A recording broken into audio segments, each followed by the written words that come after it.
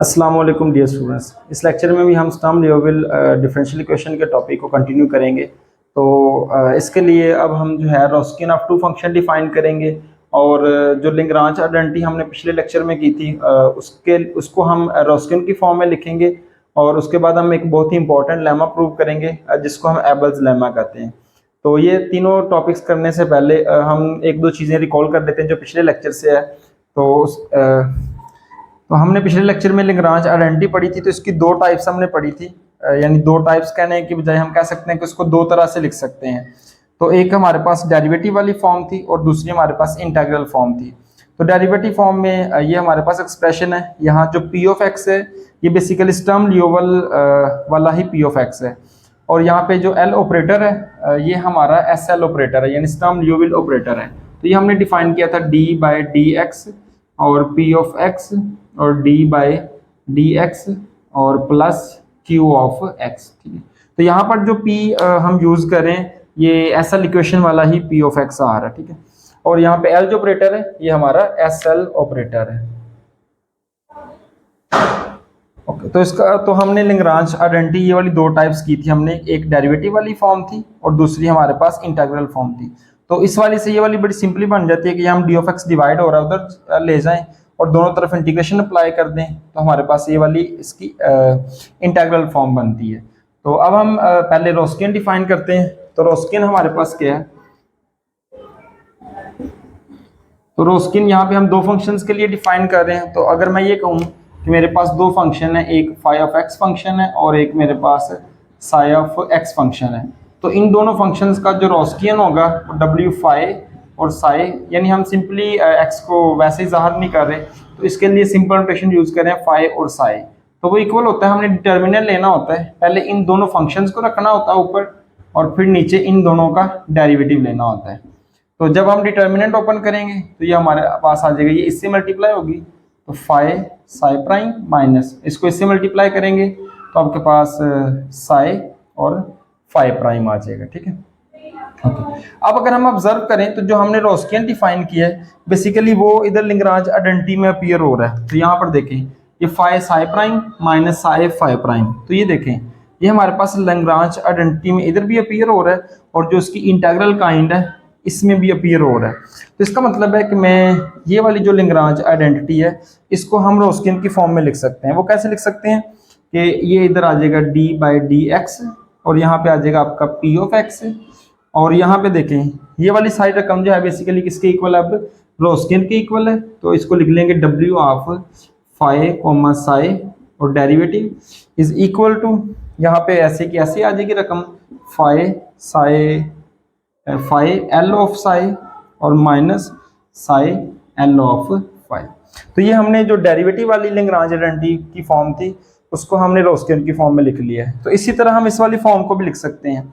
इस वाली फॉर्म में कहाँ हमारे पास अपीयर हो रहा है ये वाला फंक्शन रोस्कियन, ये हमारे पास यहाँ पर अपीयर हो रहा है, तो इसकी जगह हम क्या करते हैं, बल्कि यहाँ पे लिख लेते हैं, तो इसकी जगह हम रोस्कियन की वैल्यू पुट कर देते हैं।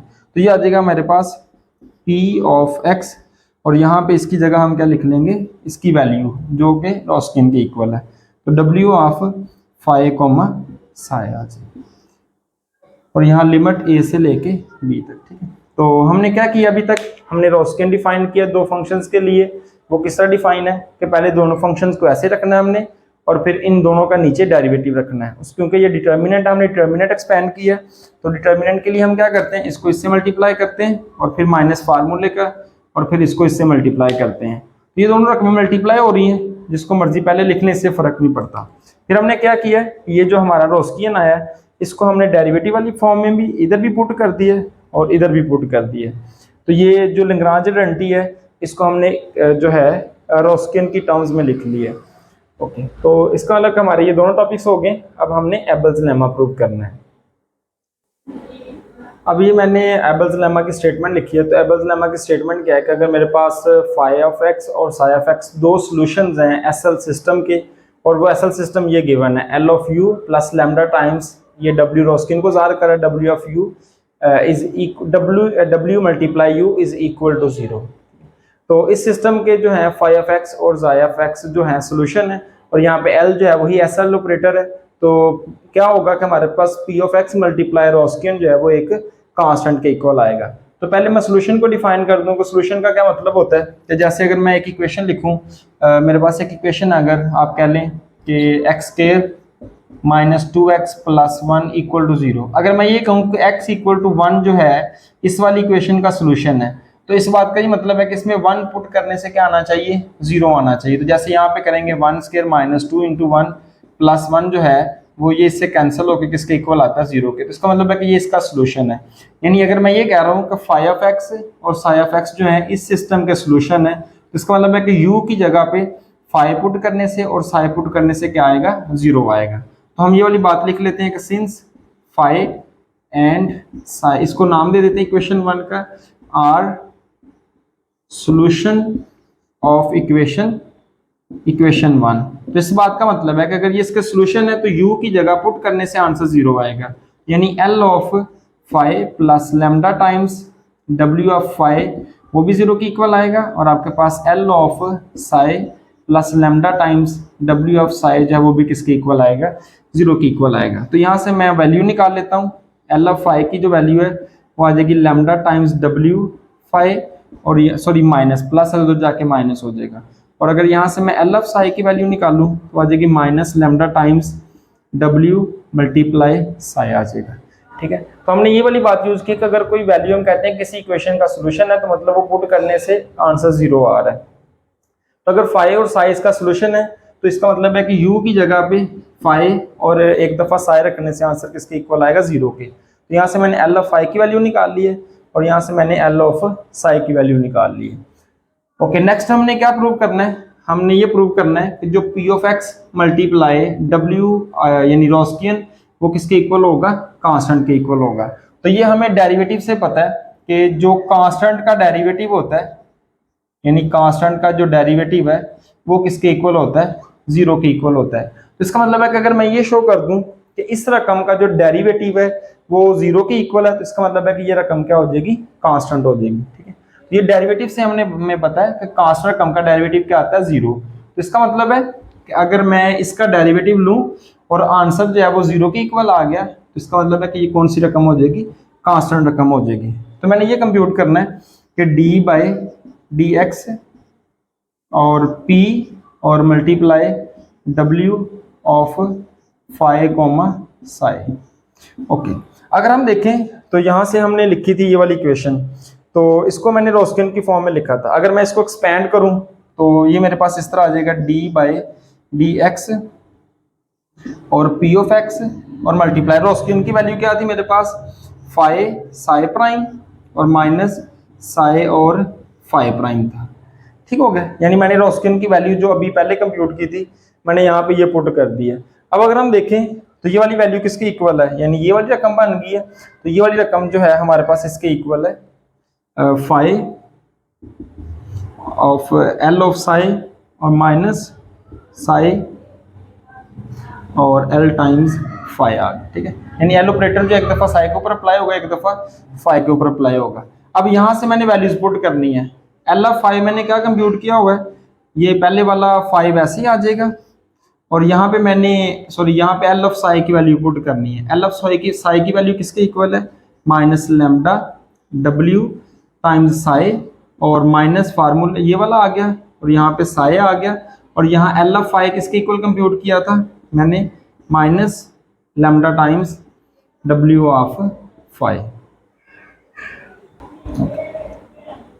मैंने यहाँ पे एल ऑफ फाई की ये वाली वैल्यू पुट की, minus lambda times W of phi. अब इसको हम सिंप्लीफाई करते हैं तो ये माइनस बाहर आ जाएगा, तो आ जाएगा मेरे पास phi lambda W and psi, minus minus plus हो जाएगा और यहाँ आ जाएगा psi lambda W and phi. तो अगर हम ऑब्जर्व करें तो ये वाली चारों क्वांटिटीज और ये वाली चारों क्वांटिटीज सेम है, एक प्लस के साथ है एक माइनस के साथ है, तो इसका आंसर क्या आ गया, 0 आ गया। जैसा कि हमने कहा था कि अगर हमने इसका डेरिवेटिव लिया और आंसर जो है अगर 0 आ गया, इस बात का मतलब होगा कि ये रकम क्या है, कांस्टेंट है। जैसे डेरिवेटिव में होता है, अगर हम कांस्टेंट रकम का डेरिवेटिव लें तो आंसर क्या आता है, 0 आता है। तो मैंने इसका डेरिवेटिव कंप्यूट किया है, तो डेरिवेटिव किसके इक्वल आ गया, 0 के इक्वल आ गया। तो इस बात का मतलब है कि मेरे पास p टाइम्स जो w ऑफ फाई और मल्टीप्लाई फाइव कोमा साई जो है वो किसके इक्वल होगा, कांस्टेंट के इक्वल होगा। तो बेसिकली इस लेक्चर में हमने क्या किया है, हमने रोस्कियन डिफाइन किया दो फंक्शंस के लिए, और वो किस तरह डिफाइन किया था, डिटर्मिनेंट की मदद से। उसके बाद हमने जो लेग्रांज आइडेंटिटी पढ़ी थी, तो हमने देखा कि ये वाली जो टर्म है बेसिकली वो रोस्कियन की इक्वल है, तो यहाँ पर भी हमने रोस्कियन की वैल्यू पुट कर दी और यहाँ पर भी हमने रोस्कियन की वैल्यू पुट कर दी। और हमने एबल्स लेमा प्रूव करना था। एबल्स लेमा क्या कह रहा था कि अगर मेरे पास दो फंक्शन है फाई और साई, वो इस सिस्टम के सोल्यूशन है, तो इसका मतलब है कि आपके पास P of X multiply W of X वो किसके इक्वल होगा, कांस्टेंट के इक्वल होगा। तो मैंने सोल्यूशन का मतलब ये बताया कि जैसे अगर कोई हम कह रहे हैं कि ये वैल्यू इसका सोल्यूशन है तो वो इसको सेटिस्फाई करेगी। तो इसका मतलब है फाई और साई जो है हमारी इन इक्वेशंस को सेटिस्फाई करेगी। तो वहां से मैंने यहाँ से एल ऑफ फाई की वैल्यू निकाल ली और फिर यहाँ से एल ऑफ साई की वैल्यू निकाल ली। फिर हमें क्या गिवन, हमने ये प्रूव करना था कि ये रकम कांस्टेंट है। तो जब हम किसी रकम का डेरिवेटिव लें और वो जीरो के इक्वल आ, जिसका मतलब होता है कि वो कांस्टेंट रकम है, तो हमने इसका डेरिवेटिव कंप्यूट किया। जब मैंने डेरिवेटिव कंप्यूट किया तो यहाँ रोस्कियन आ रहा था, रोस्कियन की वैल्यू पुट की मैंने, तो मुझे लेग्रांज आइडेंटिटी जब पता चला कि ये वाली रकम तो इसके इक्वल है, तो मैंने इसकी वैल्यू पुट कर दी।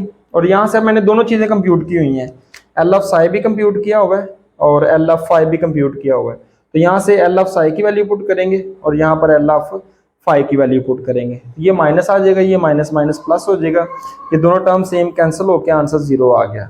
इसका मतलब है कि इस रकम का डेरिवेटिव जो है जीरो के इक्वल है, तो इसका मतलब है कि ये रकम जो है किसके इक्वल है, कांस्टेंट के इक्वल है। तो अगर आप लोग